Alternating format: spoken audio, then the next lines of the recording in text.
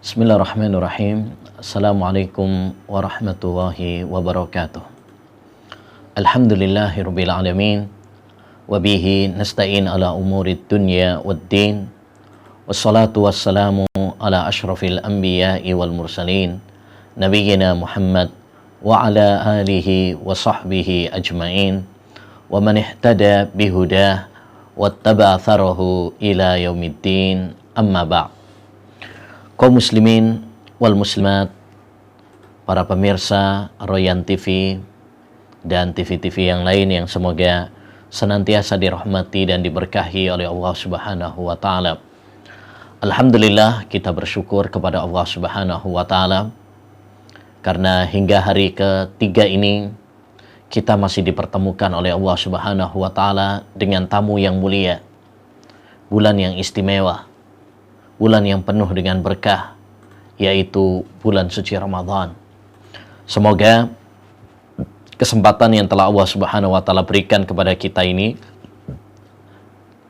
tidak kita sia-siakan. Ya.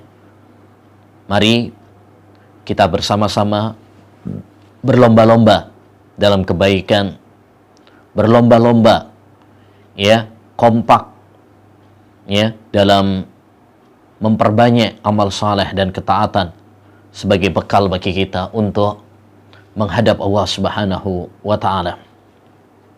Kaum muslimin wal muslimat, para jamaah yang semoga senantiasa dirahmati dan diberkahi oleh Allah Subhanahu wa taala. Perkembangan pada zaman kita sekarang ya, dengan segala realitas kehidupannya memunculkan berbagai permasalahan baru yang tidak ada di zaman Nabi Shallallahu Alaihi Wasallam, ya nggak ada juga di zaman-zaman dahulu kala. Tetapi ini membutuhkan ilmu yang bersumberkan Al-Quran dan hadis Nabi Shallallahu Alaihi Wasallam serta ijtihad para ulama. Ya, disinilah pentingnya kita belajar karena Islam kita tahu adalah agama yang sempurna. Al-yauma akmaltu lakum dinakum. Pada hari ini telah aku sempurnakan agama kalian. Tapi perlu kita ingat bahwa kesempurnaan agama Islam bukan dengan membahas satu persatu. Tetapi Islam itu sempurna dengan meletakkan kaidah-kaidahnya. Ya, dengan meletakkan rumus-rumusnya. Dengan meletakkan kunci-kunci. Ya, kalau kita mempelajarinya, maka itu berarti kita akan mengetahui hukumnya. Kata Imam Asy-Syafi'i rahimahullah dalam kitabnya Ar-Risalah, ma tanzilu ya fi al-muslimina nazilah illa wa fi kitabillahi ad-dalilu ya fi bayaniha. Tidaklah menimpa satu permasalahan ya yang baru kepada kaum muslimin kecuali jika kita cermati sebenarnya di dalam Al-Quran sudah ada penjelasannya. Jadi ma'asyiral muslimin wal muslimat yang semoga senantiasa dirahmati oleh Allah Subhanahu wa taala, dibutuhkan bagi kita untuk terus belajar ilmu agama tentang berbagai permasalahan-permasalahan yang kontemporer, termasuk dalam ibadah puasa. Ada beberapa permasalahan-permasalahan yang baru yang membutuhkan kepada ilmu. Ya, inilah insyaallah ta'ala yang akan menjadi tema pembahasan kita kali ini, yaitu masalah-masalah kontemporer seputar puasa. Ya, ada beberapa permasalahan yang sering dibahas dan menjadi pro kontra. Ada juga masalah-masalah ya yang baru yang belum pernah ada dibahas yang belum ada pada zaman dahulu, tetapi dibahas oleh ulama-ulama sekarang mengingat perkembangan zaman. Taib. Masalah yang pertama yang akan kita bahas yaitu tentang puasa dan hari raya bersama pemerintah. Kaum muslimin wal muslimat yang semoga senantiasa dirahmati dan diberkahi oleh Allah Subhanahu wa taala. Kita tahu bahwasanya puasa, demikian juga hari raya Idul Fitri adalah bagian dari syiar di antara syiar-syiar Islam. Dan sebagaimana kita tahu juga bahwasanya ya matlak hilal itu berbeda-beda antara satu negara dengan negara yang lain. Oleh karenanya seringkali ya keputusan antara satu negara dengan negara yang lain pun berbeda-beda. Ya, pun berbeda-beda.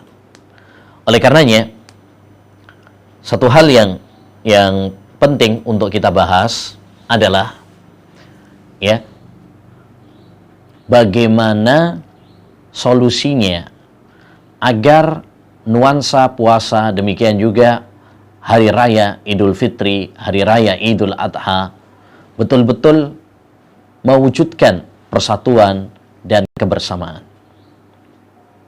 Ma'asyiral muslimin wal muslimat rahimani wa rahimakumullah. Rasulullah sallallahu alaihi wasallam pernah bersabda, "As-saumu yauma tasumun, wal fitru yauma tuftirun, wal adha yauma tudahun." Puasa itu adalah di mana kalian bareng-bareng bersama-sama berpuasa. Dan Idul Fitri adalah di mana kalian bersama-sama ya menjalankan Idul Fitri. Demikian juga Idul Adha. Ya. Artinya dalam hadis ini Rasulullah Shallallahu alaihi wasallam menginginkan agar puasa itu bersama-sama, Idul Fitri bersama-sama, Idul Adha bersama-sama. Dan kebersamaan ini tidak terwujudkan kecuali kalau kita ya mengikuti arahan dari pemerintah. Ya. Karena kalau dikembalikan kepada masing-masing individu orang atau kepada ormas tertentu, ya, maka yang terjadi adalah ya perbedaan. Karena masing-masing punya standar sendiri, ya, dan terkadang orang juga memiliki menguatkan hawa nafsunya, ya, fanatisme kepada kelompoknya, ya. Berbeda jika kita mengikuti dalil dan mengikuti maqasidus syariah, tujuan-tujuan pokok inti syariat, yang diantaranya adalah bagaimana kita bersatu. Ini termasuk maqasidus syariah yang sangat dianjurkan di dalam syariat Islam. Allah Subhanahu wa taala berfirman, "Wa'tasimu bihablillahi jami'an wa la tafarraqu." Bersatulah kalian dengan tali Allah Subhanahu wa taala, jangan kalian berpecah belah. Jangan kalian berpecah belah. Ya, makanya Islam dalam banyak ayatnya Al-Qur'an, demikian juga Rasulullah SAW dalam banyak hadis menganjurkan kepada kita untuk bersatu, menjaga persatuan dan kesatuan kita, kebersamaan kita, persaudaraan kita. Ini adalah salah satu yang sangat-sangat ditekankan di dalam agama. Ya. Dan salah satu wujud agar kita bisa merealisasikan persatuan dan kebersamaan tersebut adalah dengan mengikuti ya pemimpin, pemerintah. Makanya di antara kaidah dalam fikih yang disebutkan oleh para ulama, mereka mengatakan hukmul hakim yarfa'ul khilaf. Keputusan pemimpin itu menghilangkan perselisihan, perbedaan. Karena kalau dikembalikan kepada perbedaan, ya, masing-masing kelompok memiliki pendapat ya masing-masing pribadi, maka ini akan menimbulkan kekacauan. Ya, yang ini berpendapat seperti ini, yang itu berpendapat seperti itu. Tapi kalau kita kembalikan ya kepada maqasidus syariah, kembalikan kepada dalil, kembalikan kepada kesepakatan ya para pemimpin, pemerintah, maka akan terwujudkan persatuan. Ya, dalam hal ini kita mengikuti yaitu keputusan yang diputuskan oleh Kementerian Agama melalui sidang isbat. Ya, pemerintah kita ya diwakili oleh Kementerian Agama, ya, biasanya mereka melakukan ru'yatul hilal, ya, kemudian nanti rapat bersama, musyawarah, ya, untuk menentukan, ya, sidang, menentukan hasil sidang isbat, ya, kapan awal Ramadan dan kapan, ya, hari raya Idul Fitri. Maka seperti ini harus kita taati, ya, supaya terwujudkan persatuan. Ingat, syiar Islam ini, ya, yaitu hari raya Idul Fitri dan hari raya Idul Adha, demikian juga puasa Ramadan, ini bukan masalah pribadi. Ini masalah kebersamaan. Ini masalah besar. Ya. Dan masalah-masalah besar seperti ini harus dikembalikan kepada para pemimpin agar terwujudkan, ya, persatuan, agar terwujudkan kebersamaan. Ya. Ini harus lebih kita kedepankan daripada kemaslahatan atau urusan-urusan pribadi, kepentingan-kepentingan pribadi. Ya. Al-Imam Syatibi rahimahullahu ta'ala pernah mengatakan, al-maslahatul amah muqaddamatun alal maslahatil khassa. Kemaslahatan umum yang luas itu, ya, harus lebih didahulukan daripada kepentingan kemaslahatan pribadi. Ya. Dengan demikian, maka hendaknya bagi kita untuk mengikuti keputusan, ya, pemerintah kita, dalam hal ini adalah Kementerian Agama, ya, yang memusyawarahkan untuk menentukan, ya, kapan awal Ramadan dan kapan Idul Fitri. Semoga Allah Subhanahu wa taala menyatukan kita semuanya, ya, di atas jalan yang lurus. Amin ya rabbal alamin. Baik, masalah yang kedua di antara masalah kontemporer puasa adalah, bolehkah menetapkan puasa atau Idul Fitri dengan hisab, dengan ilmu hisab? Ma'asyiral muslimin wal muslimat rahimani wa rahimakumullah. Jika kita telaah, ya, dalil-dalil yang ada baik dalam Al-Quran maupun dalam hadis Nabi Muhammad SAW, Islam telah menjelaskan kepada kita tentang metode untuk menetapkan awal Ramadan dan awal Syawal. Itu sudah ditentukan, ya, dimana untuk menentukan awal Ramadan dan Idul Fitri, ya, dengan dua cara. Cara yang pertama adalah dengan ru'yatul hilal, melihat hilal, awal masuknya bulan. Sebagaimana kata Nabi SAW, "Idza ra'aitumuhu fasumu, wa idza ra'aitumuhu fa'aftiru, fa in humma 'alaikum fa'akmilu iddata sya'bana salasin." Kata Nabi SAW, jika kalian melihat hilal, ya, maka berpuasalah. Dan jika kalian melihat hilal, maka Idul Fitrilah. Dan jika terhalang oleh kalian, yakni karena mendung, ya, atau lainnya, maka sempurnakan Sya'ban menjadi 30 hari. Dalam hadis ini Rasulullah SAW menjelaskan kepada kita tentang metode, ya, penetapan awal Ramadan dan awal Idul Fitri, ya, yaitu dengan dua cara. Cara yang pertama adalah ru'yatul hilal, ya, dari orang-orang yang terpercaya dan mengerti tentang hilal. Dan yang kedua adalah dengan menggenapkan. Jadi pada tanggal 29, kalau memang terlihat hilal, maka berarti besoknya puasa. Tapi kalau memang tidak terlihat, maka Sya'ban digenapkan menjadi 30 hari. Atau kalau Idul Fitri berarti Ramadan digenapkan menjadi 30 hari. Ya, karena bulan di dalam agama Islam, dalam Hijriyah, itu tidak tidak lebih dari 30 hari dan tidak kurang dari 29. Hanya ada dua kemungkinan. Kemungkinan 29 hari, kemungkinan 30 hari. Ya, jadi kalender atau hitungan bulan dalam kalender Hijriyah itu tidak keluar dari dua ini. Ya, kemungkinan 29 hari, kemungkinan 30 hari. Nggak mungkin 28 hari, nggak mungkin 31 hari. Ya, sehingga kalau terlihat pada tanggal 29 itu terlihat, ya, maka berarti ya besoknya puasa, berarti bulannya itu ada 29 hari. Tapi kalau tidak terlihat, maka digenapkan menjadi 30 hari. Baik.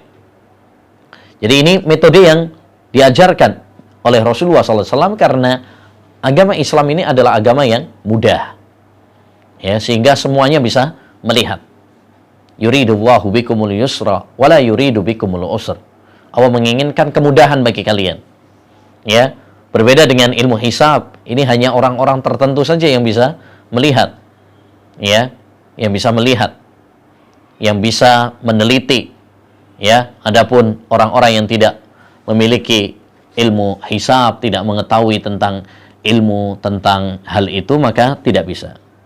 Bahkan ma'asyiral muslimin, telah dinukil oleh para ulama, diantaranya Syekhul Islam Taimiyah rahimahullah, Al-Imam Ibn Rushd dalam Bidayatul Mujtahid, ya, dan lain sebagainya.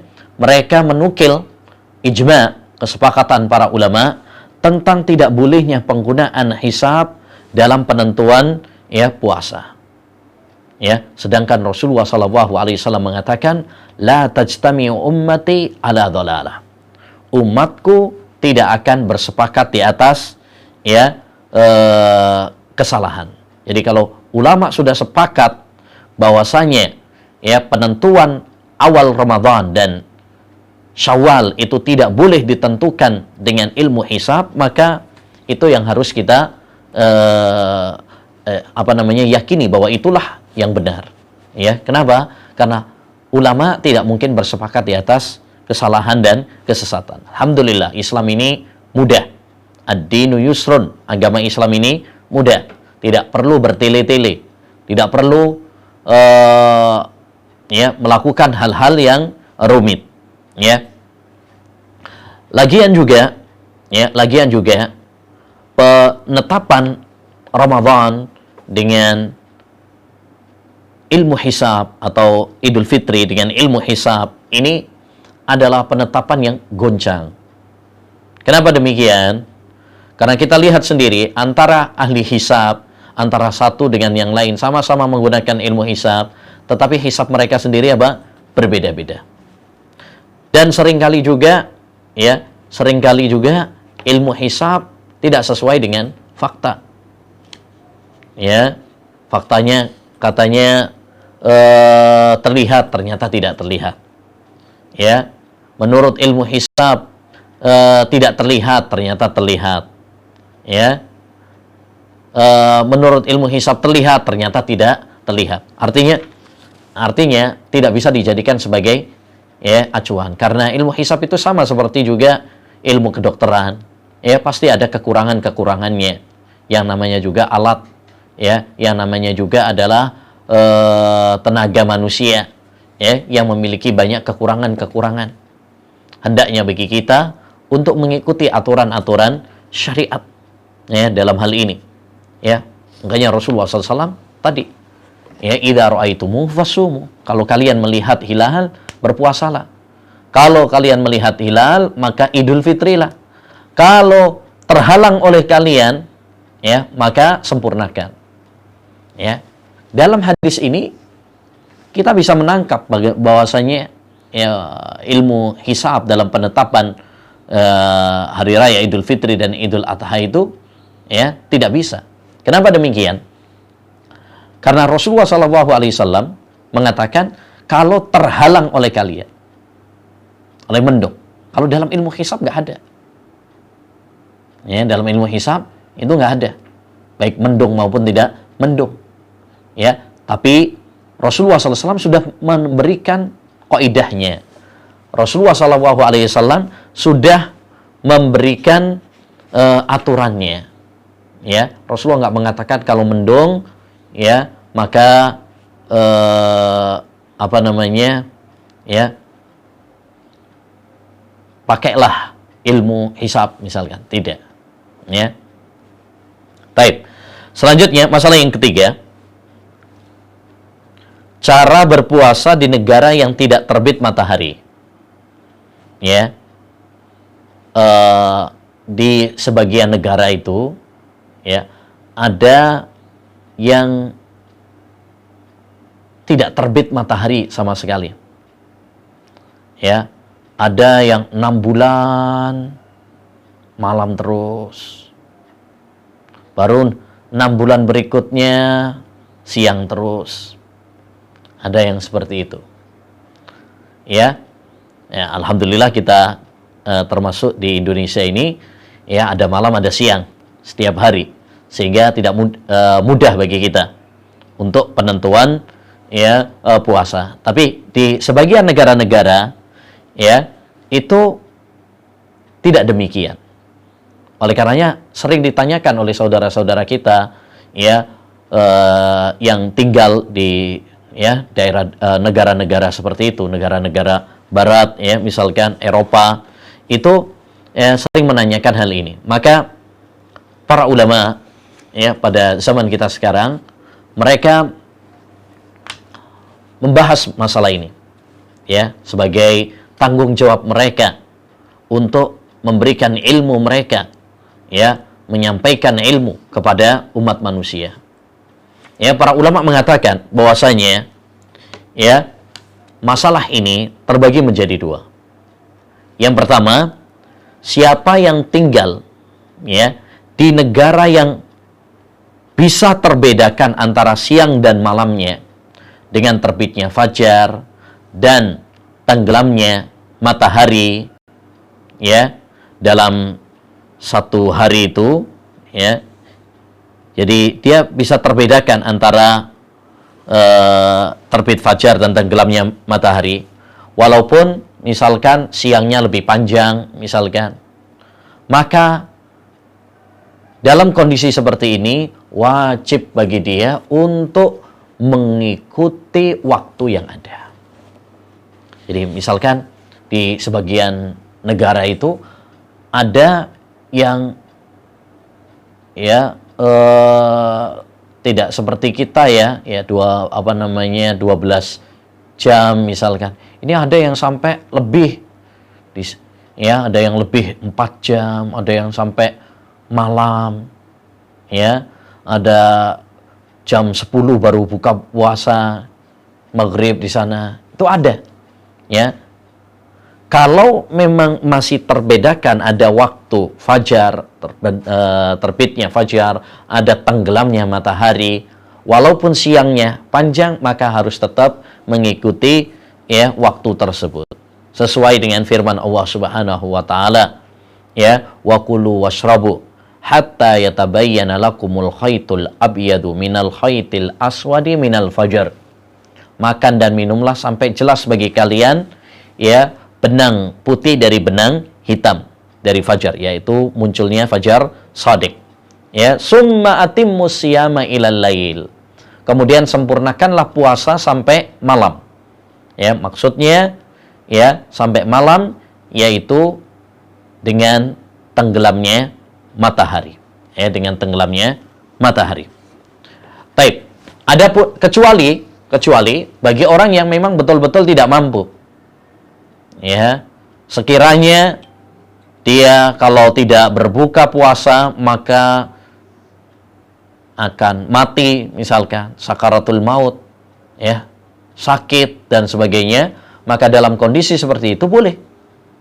Ya, orang sakit aja boleh. Ya, faman kana maridan aw ala safarin fa iddatun min ayyamin ukhra. Barang siapa yang sakit, ya, atau safar, maka boleh mengganti pada hari-hari yang lain. Demikian juga orang yang khawatir kalau dia nggak makan maka mati, ya, saking lamanya misalkan sehingga dia lemes sekali, ya, dia nggak kuat, maka dalam kondisi seperti itu boleh bagi dia untuk tidak berpuasa karena menyelamatkan jiwa itu diutamakan. Baik. Yang kedua, jika dia di sebuah negeri yang tidak terbedakan antara siang dengan malam, jadi mataharinya itu tidak tenggelam, ya, ketika musim panas, dan tidak terbit ketika musim dingin. Jadi ada yang 6 bulan itu malam terus,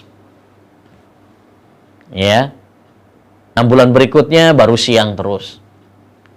Nah, dalam kondisi seperti ini, maka hendaknya dia mengikuti, ya, waktu negara yang paling dekat dengan dia.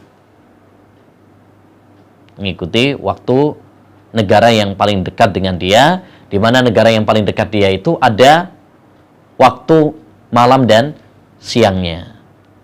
Ya, waktu malam dan siangnya. Jadi ini membutuhkan perkiraan, ya, mengikuti negara yang paling terdekat. Ya, itu. Jadi kesimpulannya seperti itu. Baik. Masalah yang selanjutnya, masalah yang keempat di antara masalah-masalah kontemporer puasa adalah, bolehkah seorang wanita memakai obat pencegah haid? Ya, kaum muslimin di bulan Ramadan ini mereka berlomba-lomba di dalam kebaikan. Bukan hanya kaum laki-laki saja, kaum perempuan pun mereka berlomba-lomba untuk mencari pahala. Nah, hanya saja sebagian wanita kadang-kadang terhalang oleh, ya, haid mereka, ya, sehingga tidak bisa berpuasa, tidak bisa sholat. Pada dasarnya, keluarnya darah haid, ya, pada wanita itu adalah sesuatu yang wajar, tabi'i, tidak perlu sedih. Ya, Aisyah radhiyallahu anha pernah menangis karena haji bersama Rasulullah SAW, tapi kemudian dia haid sehingga nggak bisa tawaf bersama Nabi SAW. Maka Nabi SAW menghiburnya seraya mengatakan, inna hadza syai'un qad katabahu Allahu ala banati Adam. Sesungguhnya haid ini adalah sesuatu yang ditentukan, diputuskan oleh Allah Subhanahu wa taala, ya, kepada putri-putri anak Adam. Taib. Namun kalau seandainya ada seorang wanita yang memakai obat, ya, untuk mencegah haid agar dia bisa optimal di bulan Ramadan ini, nggak ada utangnya, ya, dia pengen untuk mencari pahala, apakah ini, ya, diperbolehkan ataukah tidak? Tadi sudah kita sampaikan, ya, sejatinya haid itu adalah rahmat dari Allah Subhanahu wa taala, sehingga tidak perlu bagi seorang wanita itu untuk sedih, ya, dengan adanya haid. Alhamdulillah Allah memberikan rukhsah. Tapi kalau seandainya ada seorang yang ingin memakai obat, ya, pencegah haid ini, apakah ini diperbolehkan ataukah tidak? Ya, jawabannya adalah boleh. Jawabannya adalah boleh selama memenuhi 3 syarat. Syarat yang pertama, obatnya tersebut tidak memiliki efek samping yang membahayakan, sehingga bisa dikonsultasikan kepada dokter dalam hal ini. Kalau sampai membahayakan, maka tidak diperkenankan. Rasulullah SAW bersabda, la dharara wa la dirar. Tidak boleh membahayakan diri sendiri dan membahayakan yang lain. Tidak boleh membahayakan diri sendiri dan membahayakan yang lain. Yang kedua, harus rekomendasi dokter yang terpercaya, ya, karena khawatirnya nanti malah membahayakan. Dan yang ketiga adalah dengan izin suami. Dengan izin suami. Ya. Karena suami memiliki hak dalam masalah ini, ya. Nah, selanjutnya masalah yang kelima adalah puasa di atas pesawat, ya, di atas pesawat. Taib. Orang yang sedang berpuasa dan dia berada di atas pesawat, ada beberapa kondisi, ya. Kondisi yang pertama, waktu fajar dan berbuka puasa dia melihat, dia di atas pesawat. Ya, dia melihat munculnya fajar, dia melihat tenggelamnya matahari. Maka dalam kondisi seperti ini dia ya mengikuti apa yang dia lihat. Ya, jadi ketika dia melihat misalkan matahari telah terbenam, maka boleh bagi dia untuk berbuka. Walaupun misalkan secara jadwal belum masuk, tapi dia melihat, maka di sini yang didahulukan adalah apa yang dia lihat. Karena Allah Subhanahu wa taala menggantungkan berbuka puasa, demikian juga memulai puasa itu adalah dengan tadi munculnya fajar shadiq dan dengan tenggelamnya matahari. Kalau waktu itu hanya perkiraan untuk membantu memudahkan. Berbeda dengan yang menjadi patokan aslinya adalah dengan matahari tadi. Jadi ketika seorang di pesawat dan dia melihat terbitnya fajar shadiq dan tenggelamnya matahari, itu yang menjadi patokan dia. Dia tidak boleh kemudian berpatokan pada jadwal negara yang ada di bawahnya. Ya. Selama dia mengetahui secara langsung. Yang kedua, apabila seorang berbuka puasa lalu kemudian melihat matahari, dia misalkan berangkat, wah di sini sudah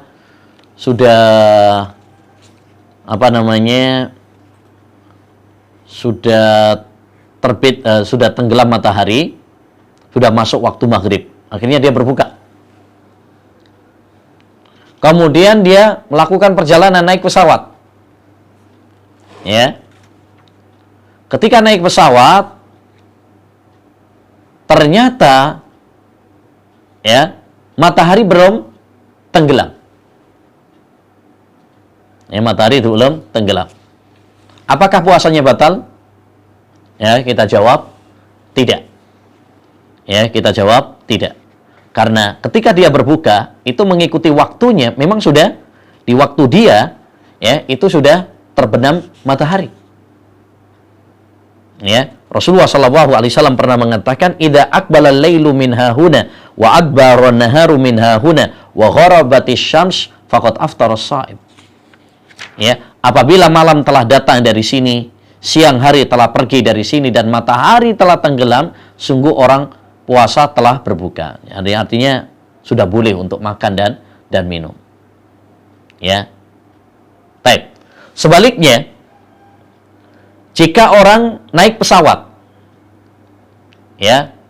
ketika naik pesawat terbang itu belum masuk waktu berbuka. Belum masuk waktu berbuka. Kemudian dia naik pesawat, ya mestinya kalau mungkin tinggal 1 jam lagi itu sudah buka puasa mestinya. Tapi karena dia naik pesawat, ternyata malah lama waktu berbukanya.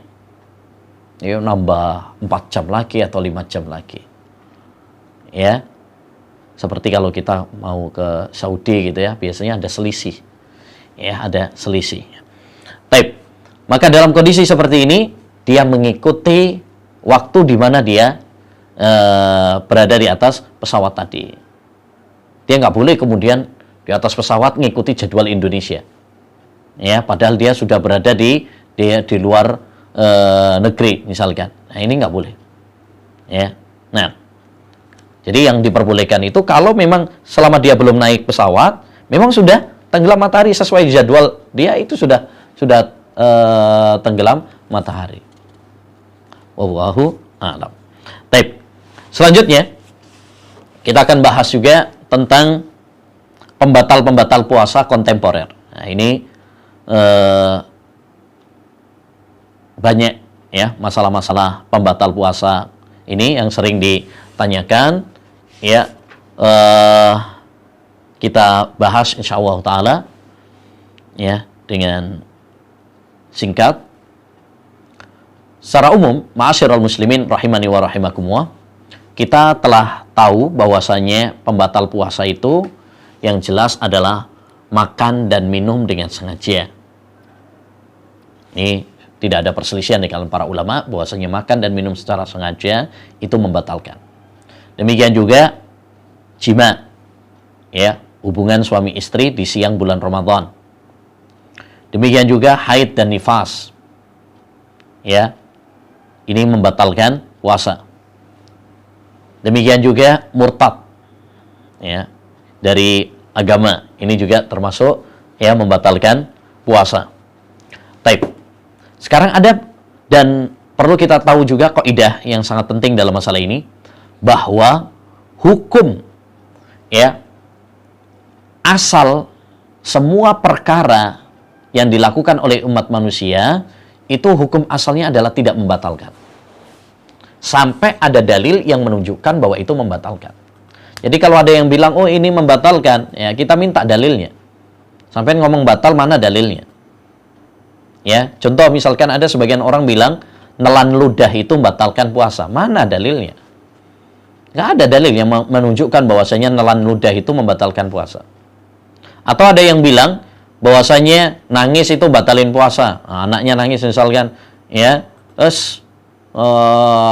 manganoy, ya, batal puasamu. Makan aja misalkan, batal puasanya. Mengatakan bahwasanya nangis itu membatalkan, nggak benar juga, nggak ada dalilnya. Ya, nggak ada dalilnya. Atau ya, ada yang mengatakan juga bahwa mandi, berenang itu membatalkan puasa.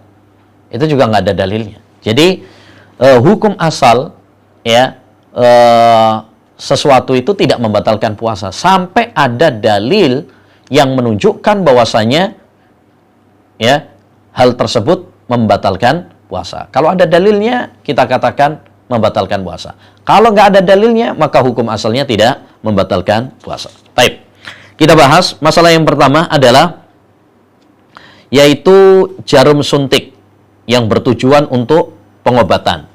Ya, apa hukum jarum suntik yang tujuannya adalah untuk pengobatan?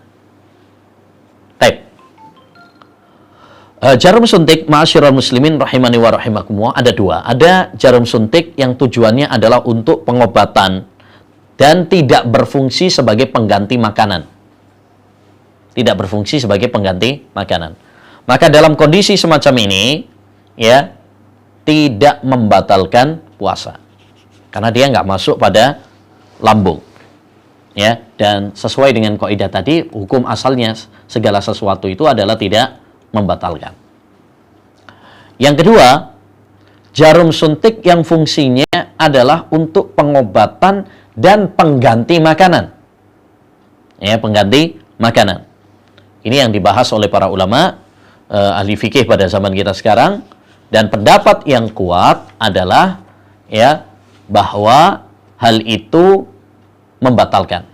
Kalau fungsinya adalah pengobatan dan pengganti makanan, maka membatalkan. Kenapa demikian? Karena, ya, kita tahu bahwasanya makan dan minum itu adalah membatalkan puasa. Nah, ketika jarum suntik ini, ya, berfungsi untuk memberikan makanan, ya, maka sama hukumnya, ya, sama hukumnya. Al-badal lahu hukmul mubdal. Pengganti itu hukumnya sama seperti yang digantikan. Tatkala dia menggantikan makanan dan minuman, berarti apa? Hukumnya sama. Hukumnya sama. Seperti halnya tentang masalah suntikan infus juga demikian. Ya, suntikan infus. Memang ada perselisihan di kalangan para ulama, ya. Ada yang mengatakan bahwasanya infus itu membatalkan, dan ini yang dikuatkan oleh Syekh bin Baz, Syekh Ibnu Utsaimin rahimahullahu taala, karena fungsinya adalah untuk mengganti makanan itu. Dan itu terbukti, ya, terbukti. Orang misalkan kalau dia dikasih suntikan infus tadi, dia bisa bertahan kuat, nggak makan, nggak minum. Ya kan? Nah, dan sebagian para ulama mengatakan tidak membatalkan. Ya, tidak membatalkan. Karena yang namanya makan itu kalau lewat mulut katanya. Ya, kalau lewat suntikan berarti tidak masuk dalam hukum makan dan minum. Tapi pendapat yang kuat dalam masalah ini adalah pendapat yang pertama tadi, bahwasanya jarum suntik atau infus yang berfungsi mengganti makanan, ya, maka hukumnya adalah ya membatalkan puasa. Kenapa? Karena dia kedudukannya seperti makan dan minum. Dan kita tahu bahwasanya makan dan minum itu adalah membatalkan puasa. Jadi kalau tujuannya adalah untuk pengobatan saja, ya, tujuannya adalah suntik tersebut adalah untuk pengobatan saja, ya, tidak sampai ke lambung, ya, maka ini tidak membatalkan. Tapi kalau fungsinya adalah untuk memberikan makanan, nutrisi, ya, pengganti makan dan minum, maka ini membatalkan puasa. Ya. Baik. Masalah yang lain yaitu obat tetes hidung. Ya. Apakah menggunakan obat tetes hidung ini membatalkan puasa ataukah tidak? Ini juga masalah yang diperselisihkan oleh para ulama. Ya, sebagian para ulama mengatakan bahwasanya menggunakan obat tetes hidung itu tidak membatalkan puasa. Ya. Alasannya karena itu cuma sedikit, jadi yang masuk ke rongga itu cuma sedikit, ya. Dan yang kedua, karena itu tidak berfungsi sebagai pengganti makan dan minum. Pendapat yang kedua dalam masalah ini bahwa obat tetes hidung itu membatalkan, ya, membatalkan puasa. Kenapa? Karena hidung itu, alasannya ini ya, karena hidung ini nyambung ke rongga, tenggorokan. Ya. Makanya Nabi SAW melarang kita berlebih-lebihan untuk istinsyak ketika kita berpuasa. Istinsyak itu memasukkan air ke hidung. Kata Nabi, "Wabaligh fil istinsyaki illa an takuna sha'ima." Dan bersemangatlah kamu, bersungguh-sungguhlah kamu, ya, untuk memasukkan air ke hidung, kecuali kalau kamu sedang berpuasa. Kecuali kalau kamu sedang berpuasa. Dan ini juga dikuatkan karena hidung itu nyambung, ya, nyambung, ya, dengan tenggorokan. Buktinya bahwasanya hidung itu nyambung, ya, ketika kita makan, kadang orang Jawa bilang keplik, pelkien, ya, kalau istilah orang Jawa, ya, kadang nasinya bisa keluar dari hidung. Itu menunjukkan bahwasanya memang ada saluran yang nyambung, ya. Kemudian yang juga kita tahu juga orang kalau misalkan sakit, kemudian tidak bisa makan dengan mulutnya, apa yang dilakukan oleh dokter? Kadang-kadang, ya, dimasukkan infus lewat hidung. Lewat hidung. Ya. Itu menunjukkan bahwasanya hidung itu apa? Nyambung. Ya, nyambung. Bisa menggantikan apa? Mulut. Baik. Dan ini pendapat yang lebih kuat. Bahwasanya obat tetes hidung itu adalah membatalkan puasa. Ya, membatalkan puasa karena hidung itu nyambung ke tenggorokan. Baik. Masalah yang selanjutnya adalah obat tetes mata. Obat tetes mata.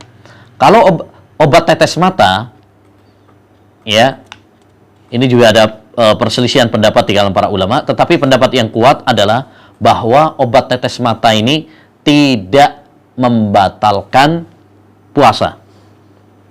Tidak membatalkan puasa. Kenapa? Karena mata itu tidak nyambung dengan tenggorokan. Seperti yang dibahas oleh para ulama tentang masalah celak. tentang masalah celak. Pendapat yang kuat bahwasanya celak itu tidak membatalkan puasa. Nggak ada dalil yang menunjukkan bahwasanya ya memakai celak itu membatalkan puasa. Ya, kita harus ingat kaidah tadi juga, yaitu hukum asal masalah segala sesuatu itu adalah tidak membatalkan. Siapa yang mengatakan membatalkan, maka dia dituntut untuk mendatangkan dalilnya. Ya, kemudian juga yang kedua, secara penelitian juga bahwasanya apa yang dirasa oleh apa yang diberikan ke mata itu hanya cuma sekedar kemudian dirasakan oleh tenggorokan, itu hanya sekedar rasa, bukan berarti kemudian tetesan obat mata tadi ya masuk ke tenggorokan, tidak. Itu hanya perasaan saja, ada rasa saja. Ya, mungkin kadang tetes mata kemudian sininya tenggorokannya kemudian terasa pahit misalkan, itu hanya rasa, tapi bukan berarti kemudian cairan tersebut ke tenggorokan, karena ini antara mata dengan tenggorokan tidak nyambung. Berbeda dengan hidung tadi. Kalau hidung itu memang nyambung, ya, memang nyambung. Dan ini pendapat yang lebih kuat bahwasanya obat tetes mata, demikian juga obat tetes telinga itu tidak membatalkan puasa, ya, tidak membatalkan puasa, ya. Wallahu a'lam. Baik. Demikian juga dalam hal ini adalah oksigen. Ya, oksigen itu tidak membatalkan puasa, ya. Sebagian orang yang sakit dia membutuhkan oksigen untuk pernafasan dia, ya, maka ini tidak membatalkan puasa.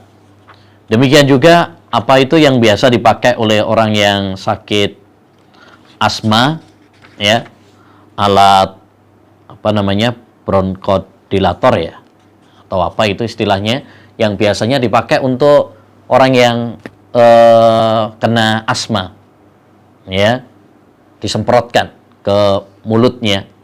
Ini juga menurut pendapat yang kuat, ada perselisihan di kalangan para ulama, tapi pendapat yang paling kuat adalah tidak membatalkan. Karena itu tidak tidak berupa makanan dan minuman. Itu hanya sekedar semacam udara, ya, semacam udara. Taib. Masalah yang terakhir, ma'asyiral muslimin, yaitu masalah gosok gigi dan rokok.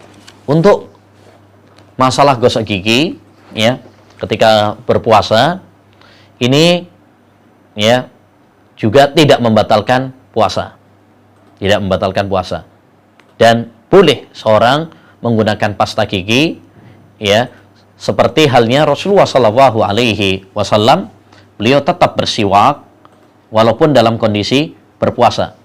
Kata Nabi SAW, laula an asyukka ala ummati la amartuhum bisiwaki inda kulli shalah. Dalam riwayat yang lain, inda kulli wudhu. Seandainya saya tidak memberatkan umatku, ya, maka saya akan perintahkan mereka untuk bersiwak setiap kali sholat. Dalam riwayat yang lain, setiap kali wudhu. Ya, maka ini menunjukkan dianjurkannya untuk bersiwak. Demikian juga memakai pasta gigi, ya, hukumnya sama dalam masalah ini, ya, tidak membatalkan puasa dan bukan makruh juga. Siapa yang mengatakan makruh, maka dia dituntut untuk mendatangkan dalilnya. Taib. Demikian juga rokok. Ya, adapun masalah rokok pertama hukumnya adalah haram karena terbukti membahayakan. Bahkan dalam bungkus rokok sendiri ada tulisannya rokok membunuhmu. Padahal Allah Subhanahu wa taala berfirman, "Wala tulqu biaidikum ila tahluka." Janganlah kalian menjerumuskan diri kalian kepada kebinasaan. Ya. Demikian juga Rasulullah Shallallahu Alaihi Wasallam mengatakan la dharara wa la dirar. Tidak boleh membahayakan diri sendiri dan membahayakan orang lain. Ya, rokok itu membahayakan diri sendiri, juga membahayakan yang lain. Ya, karena asap rokoknya itu membahayakan. Taib. Kemudian apakah membatalkan puasa apa tidak rokok itu? Jawabannya ya, membatalkan puasa. Kenapa? Karena rokok itu kedudukannya seperti makan dan minum. Dia mengenyangkan. Ya, makanya orang kadang kalau yang perokok-perokok itu dia bisa tahan tuh, walaupun nggak makan, nggak minum, yang penting pokoknya ngerokok. Ya. Bahkan ada sebagian yang bilang, saya mendingan nggak makan daripada kalau nggak ngerokok. Ya. Nah, ini orang-orang yang kecanduan seperti itu. Jadi rokok ini membatalkan puasa. Dan saya nasihatkan untuk saudara-saudara saya yang masih merokok, ya, jadikan bulan Ramadan ini momentum untuk meninggalkan rokok. Ya, untuk meninggalkan rokok. Ini kesempatan yang sangat bagus untuk meninggalkan rokok. Di mana orang yang berpuasa itu dia bisa kok menahan dirinya dari makan, dari minum, dari rokok sampai maghrib. Artinya dia bisa menahan hawa nafsunya. Maka berarti orang perokok itu sebenarnya kalau dia mau bersungguh-sungguh, ya, untuk meninggalkan rokok itu juga bisa. Asalkan tekadnya.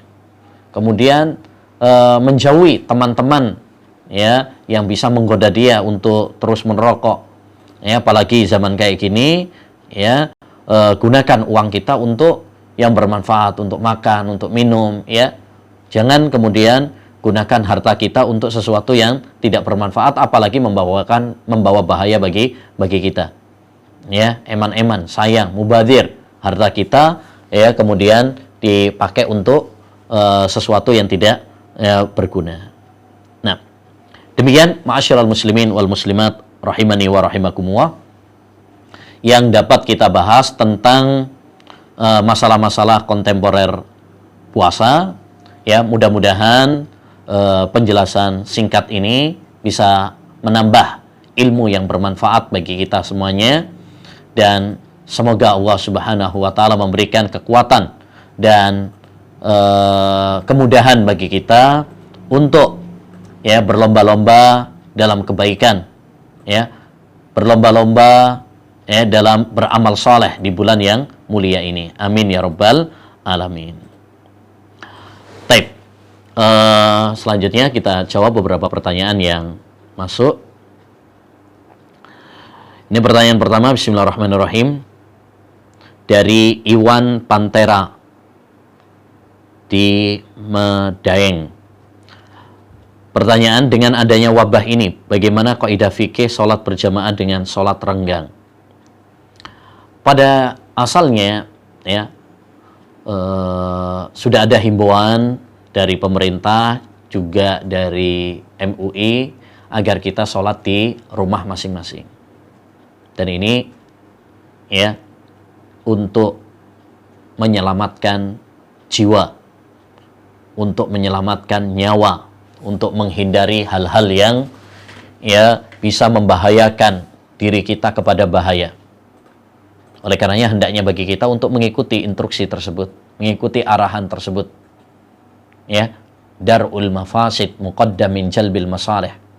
Membendung kerusakan itu lebih diutamakan daripada mendapatkan kebaikan. Betul, sholat berjamaah, sholat tarawih, sholat Jumat itu adalah kemaslahatan, kebaikan. Tapi, ya, dengan adanya perkumpulan kita di masjid itu bisa menyebabkan, ya, penularan penyakit, tersebarnya penyakit. Ini adalah mafsadat. Dan menutup mafsadat, ya, menghindarkan mafsadat lebih diutamakan. Apalagi ini masalah nyawa. Ya, masalah yang sangat berat. Di antara maqasidus syariah adalah menjaga nyawa. Jadi, tatkala para ulama mereka mengatakan, ya, untuk sholat di rumah saja, ya, beribadah di rumah, ya, sholatnya berjamaah dengan keluarga, ya, sholat Jumatnya diganti dengan sholat zuhur. Ini adalah karena masalah nyawa. Ya, ini bukan masalah cuma semangat-semangatan. Semangat tanpa diiringi dengan ilmu akan membahayakan. ya. Nah, alhamdulillah agama Islam ini adalah agama yang mudah. Ya, Allah Subhanahu wa taala memberikan keringanan. Kalau memang ya kehadiran kita di masjid menimbulkan bahaya, maka Allah Subhanahu wa taala membolehkan. Pemerintah bukan melarang dari sholat, bukan. Cuma mengalihkan dari yang di masjid ya ke rumah. Ya, karena apa? Karena terbukti dalam riset bahwa berkumpulnya manusia ya dan dalam jumlah yang besar itu adalah potensi yang sangat besar untuk penularan. Ya, potensi. Ini bukan omong kosong, tapi ini adalah fakta ilmiah. Ya, fakta ilmiah. Kita tidak berbicara tentang omongan 1-2 orang, tapi ini fakta ilmiah bahwasanya salah satu potensi terbesar dari penularan itu adalah perkumpulan orang banyak. Dan itu sesuai dengan dalil-dalil syar'i yang menganjurkan kepada kita untuk menghindarkan diri kita dari penyakit.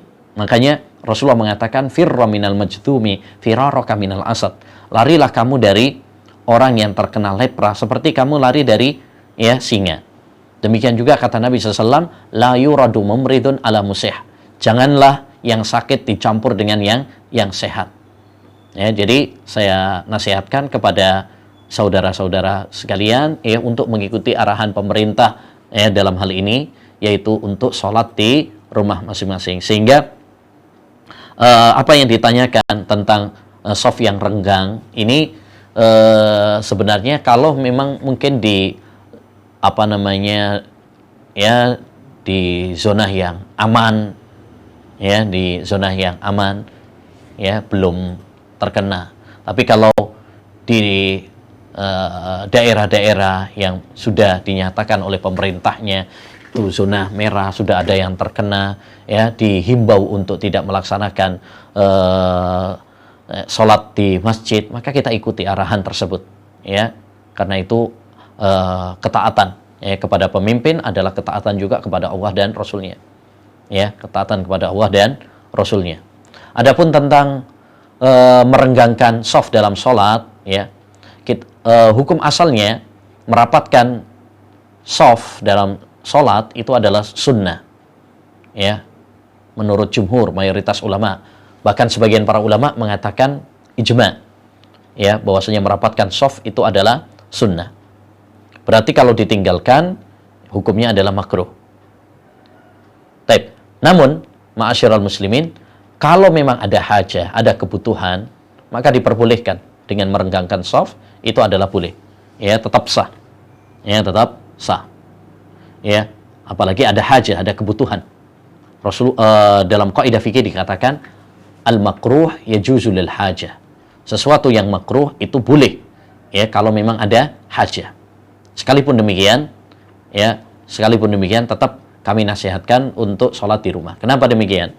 Karena orang walaupun di masjidnya shafnya renggang, itu ya walaupun mungkin meminimalisir ya, tapi sebenarnya potensi penularan masih ada. Kenapa? Karena ketika masuk, ketika keluar itu tidak mungkin ya terus kemudian melakukan jaga jarak. Ya, jaga jarak. Wallahu a'lam bishawab.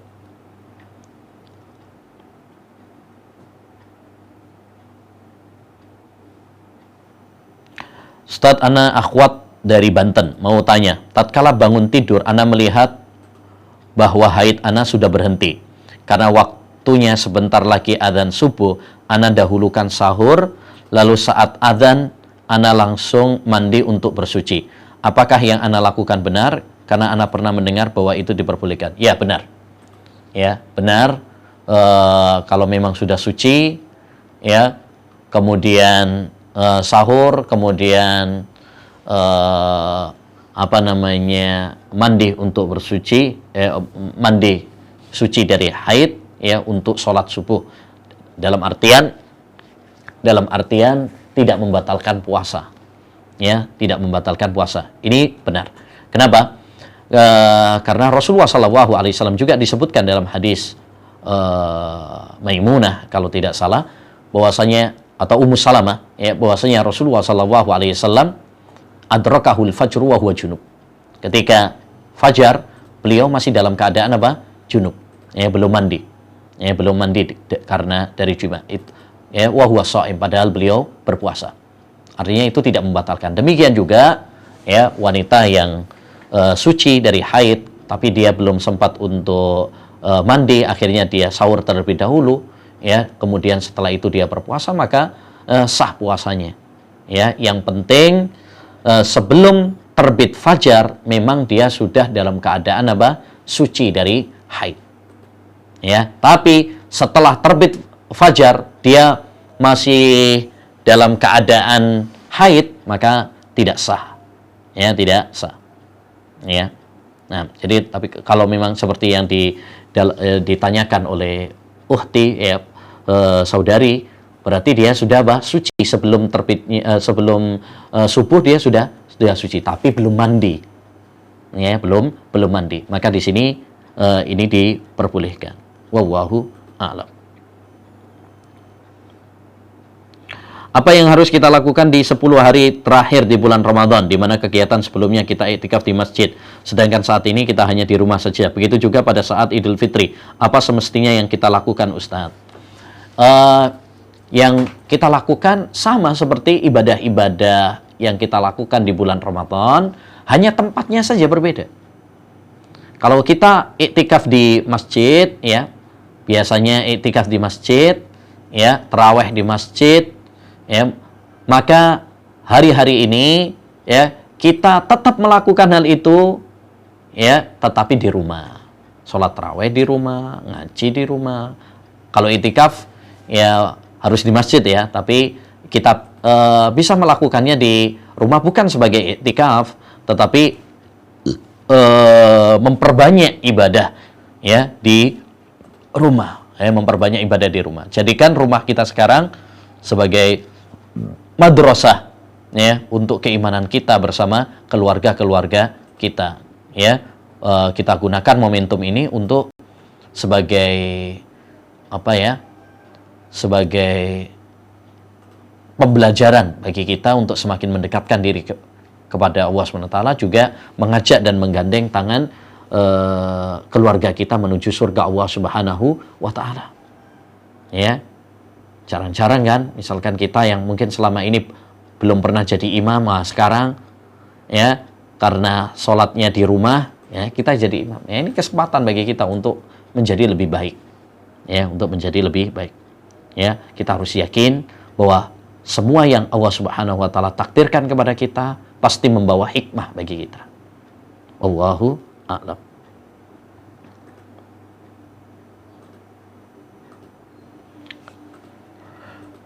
Baik.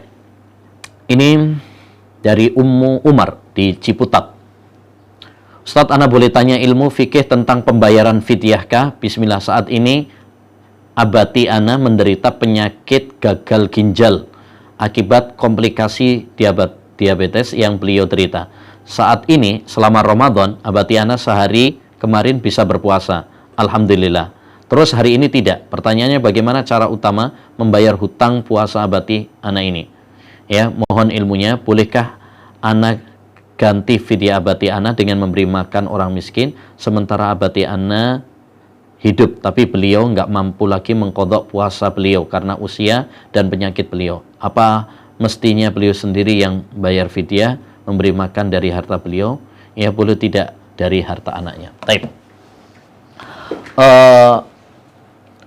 Orang yang sudah lanjut usia atau sakit yang parah, yang menurut mungkin prediksi dokter, ya, tidak diharapkan sembuh, itu memang membayar fidyah, ya, boleh untuk tidak berpuasa, ya, dan kewajibannya adalah membayar fidyah, bukan mengqadha, karena kalau mengqadha itu bagi yang diharapkan sembuh, ya. Adapun bagi yang sudah lanjut usia atau sakitnya sakit yang parah yang menurut ilmu kedokteran sudah tidak diharapkan sembuh, ya, karena parah, ya, kapan mau mengqadhanya?